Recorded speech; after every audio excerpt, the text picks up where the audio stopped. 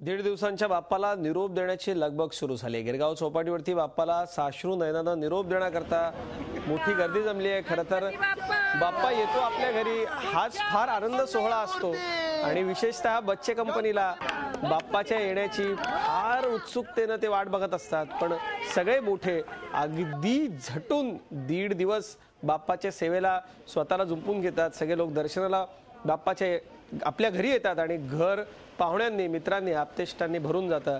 असा हा बाप्पा ज्यांच्या घरी दीड दिवसाकरता आला होता ती सगळी मंडळी साश्रू नयनांनी मुंबईच्या विविध चौपाट्यांवरती बाप्पाला निरोप द्यायला आली।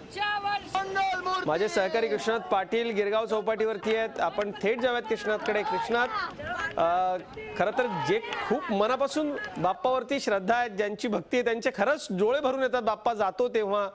काय परिस्थिती आहे आतापर्यंत, किती विसर्जन झाली आहेत, काय व्यवस्था आहे? अजित, एवढं लक्षात घेतलं पाहिजे की पहिल्यांदा सार्वजनिक गणपती जे आहेत ते साधारणतः अनंत चतुर्थीलाच विसर्जित केले जातात, परंतु घरगुती गणपती जे आहेत ते काही परंपरा ज्यांच्या घरात असते की दीड दिवसांचा गणपतीचं विसर्जन जे आहे ते आज केलं जातं। त्यामुळं गिरगाव चौपाटी असू दे किंवा दादर चौपाटी, त्याचबरोबर वर्सोवा, त्याचबरोबर जुहू चौपाटी, ह्या प्रामुख्यानं ह्या 4 चौपाटीवर गणपती विसर्जन होते। मी तुम्हाला गिरगाव चौपाटीचा हा जो नजारा आहे तो तुम्हाला दाखवतो की या ठिकाणी विविध जे गणरायाचे विसर्जन आहे या ठिकाणी घरगुती गणरायाचे विसर्जन या ठिकाणी करण्यात येते। प्रामुख्यानं संध्याकाळनंतर ह्या ठिकाणी आणखी गर्दी होऊ शकते, परंतु मुंबई महापालिकेच्या वतीनं ज्या चौपाट्या आहेत त्या ठिकाणी अत्यंत सुरक्षा व्यवस्था तैनात करण्यात आली आहे। त्याचबरोबर जे लाईफ गार्ड्स आहेत, जीवरक्षक दल आहेत, त्यांचं देखील या ठिकाणी तैनात करण्यात आले।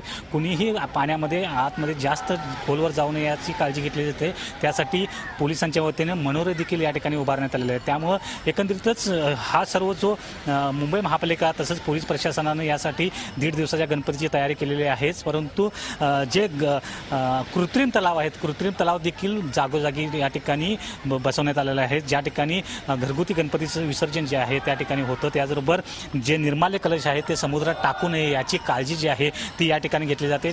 ठिकठिकाणी या ठिकाणी चौपाटी असू दे, त्याचबरोबर इतर ठिकाणी देखील निर्माल्य कलश जे आहेत ते देखील या ठिकाणी लावण्यात आलेले आहेत। त्यामुळं हे संपूर्ण जी तयारी आहे ती होते आणि यानंतर खऱ्या अर्थानं आज संध्याकाळ होईल तशी दीड दिवसात आज संपूर्ण दिवसभर कृष्णात आपण या सगळ्या विसर्जनाचा आढावा घेत राहू। पण बच्चे कंपनी मोठ्यानं एकच प्रश्न विचारते की बाप्पा आपल्या घरी जास्त दिवस का राहत नाही? मात्र परंपरा आहे, दीड दिवसांचे हे गणराय जात आहेत आणि भाविक साश्रूपूर्ण नयनांनी त्यांना निरोप देत आहेत। झी 24 तास रहा एक पाऊल पुढे।